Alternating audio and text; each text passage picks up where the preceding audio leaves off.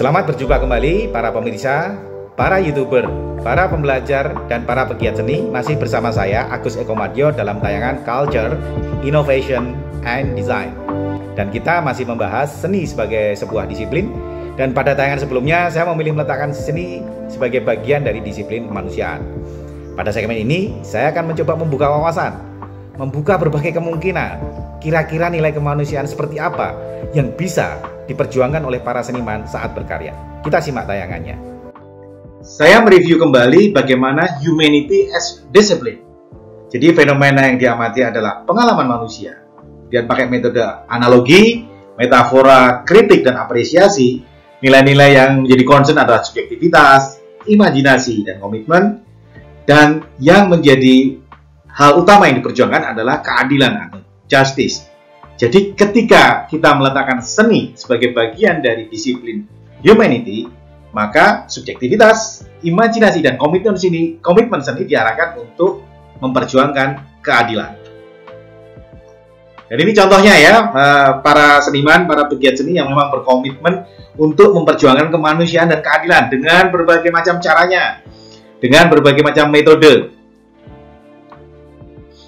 Dan ini juga waktu yang saya mendapatkan kesempatan ketika berbicara di Jatiwangi, ketika sebuah komunitas seni ingin memperjuangkan eksistensi sebuah budaya terakota menjadi kebijakan publik ya, jadi sebuah kota terakota. Pasti di situ akan banyak kepentingan dan pasti akan ada negosiasi terhadap kekuatan utama dalam pembangunan apapun itu, termasuk pembangunan kota, yaitu kekuatan politik ekonomi. Dan saya menyampaikan di situ dan juga menjadi concern dari teman-teman seniman di sana adalah saat ketika bernegosiasi dengan kekuatan ekonomi dan politik untuk memperjuangkan sesuatu, gerakan seni dan budaya jangan terlepas untuk memperjuangkan kemanusiaan dan keadilan. Karena itulah disiplin seni dan budaya. Namun demikian, sering perjuangan para seniman ini tidak terrepresentasikan secara eksplisit.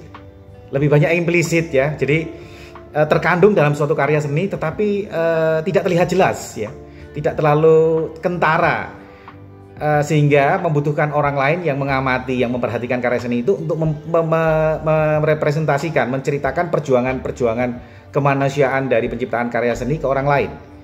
Disinilah peran kurator dan kritikus seni berperan untuk menjelaskan nilai-nilai karya seni kepada publik.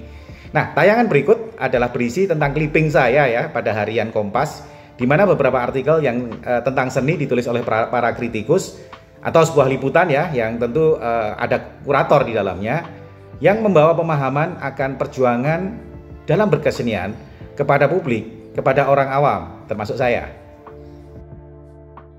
Misalnya ini ya, sebuah clipping dari artikel yang mengulas buku tentang pelukis besar di Indonesia, Pak John ya, Sujoyono ya.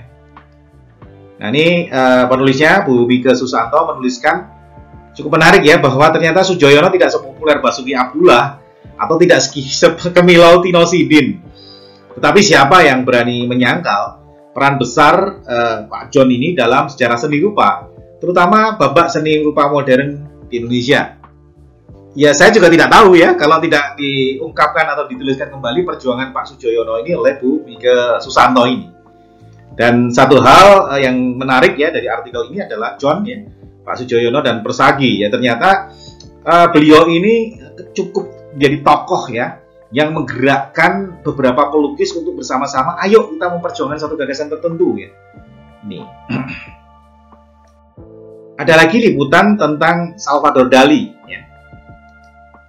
Dituliskan oleh penulisnya nih Bu Mirna Ratna adalah bagaimana Salvador Dali itu mendefinisikan ulang fungsi objek sehari-hari menjadi benda-benda yang bermakna ambigu ya. Jadi ternyata inspirasi dari seorang seniman besar seperti Salvador Dali itu sebenarnya dari sehari-hari, tapi dia bisa melihatnya, mentransformasikan menjadi sebuah sesuatu yang di luar pemahaman orang kebanyakan.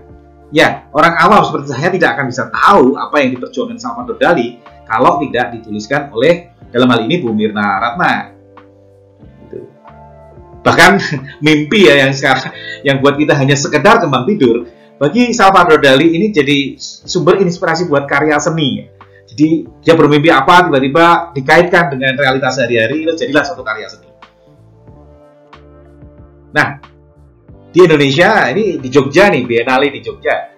Orang Jogja itu nyeleneh, suka nyeleneh, tapi nyelenehnya bukan hanya sekedar nyeleneh atau nyeni, tetapi membuat sesuatu yang seolah-olah tidak penting.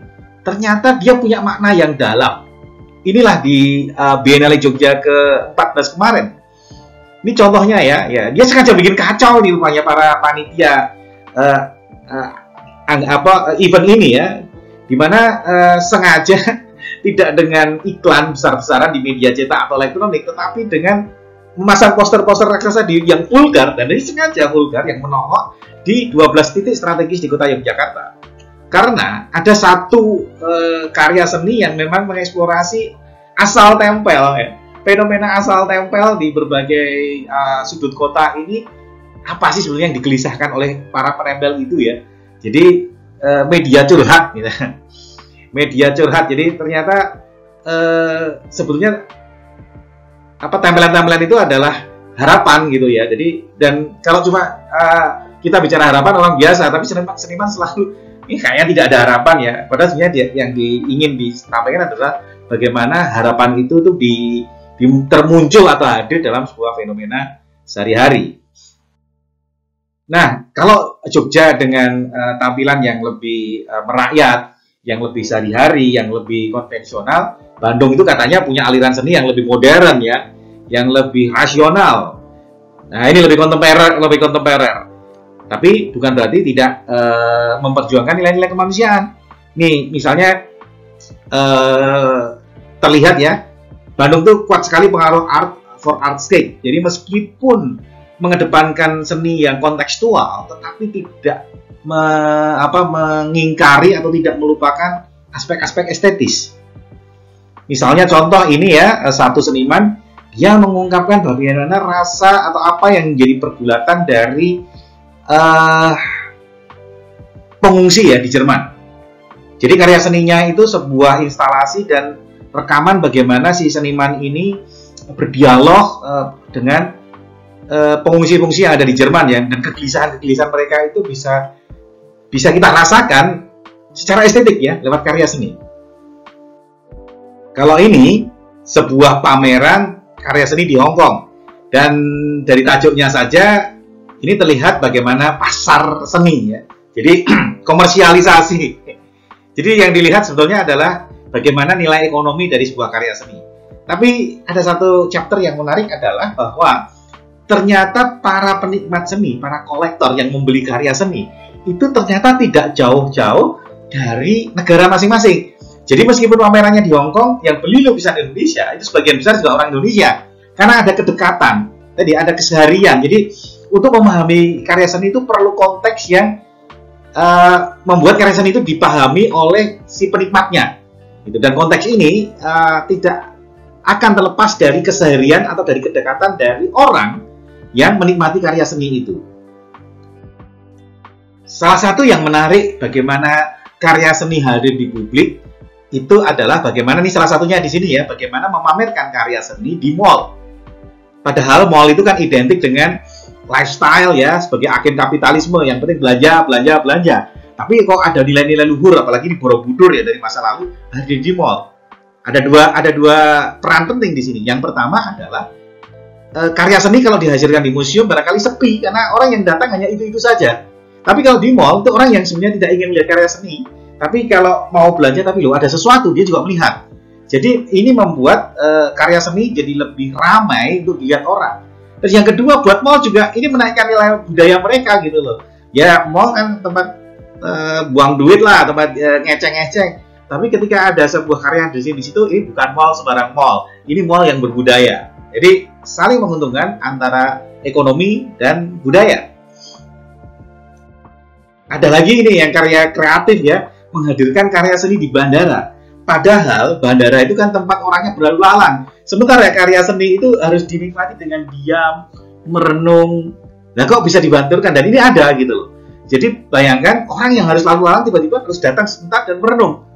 Gitu. Yang menarik adalah ternyata memang di bandara tidak semua orang lalu lalang cepat ya. Ya kalau yang cepat pasti dia hanya sekilas. Tapi kadang-kadang kalau menunggu lama, ini menjadi sebuah tempat untuk sambil menunggu tapi merenung ya. Ini menjadi satu hal yang kreatif menghadirkan seni kepada orang-orang yang awalnya memang tidak memahami seni. Nah, di akhir tayang ini saya mengajukan kepada para pemirsa ya, pada seniman, pada penggiat seni, sebuah pertanyaan atau tantangan. Ketika Anda membuat karya seni, nilai-nilai kemanusiaan dan keadilan seperti apa yang Anda perjuangkan? Nah, jawaban ini akan dibutuhkan untuk menjawab tantangan selanjutnya, yaitu seni untuk sains dan inovasi. Jangan lupa ketik jawaban Anda pada kolom komen di bawah. Demikian tantangan dari saya kepada para seniman, para pegiat seni. Nilai-nilai kemanusiaan dan keadilan apa yang Anda perjuangkan ketika merenung, berpikir, dan mencipta suatu karya seni. Semoga ini membuka diskusi tentang peran seni dalam kehidupan, termasuk nanti saat kita berdiskusi tentang peran seni untuk sains dan inovasi. Sekian dulu dari saya, terima kasih Anda sudah menyaksikan satu tayangan tentang Culture, Innovation, and Design. Terima kasih, sampai jumpa.